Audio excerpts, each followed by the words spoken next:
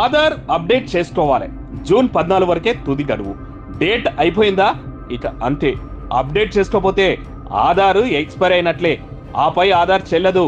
ఇవి సోషల్ మీడియాలో సర్క్యులేట్ అవుతున్న న్యూస్. సోషల్ మీడియా పుణ్యమా ఏది పుతారో ఏది నిజమో తెలియని పరేషాని.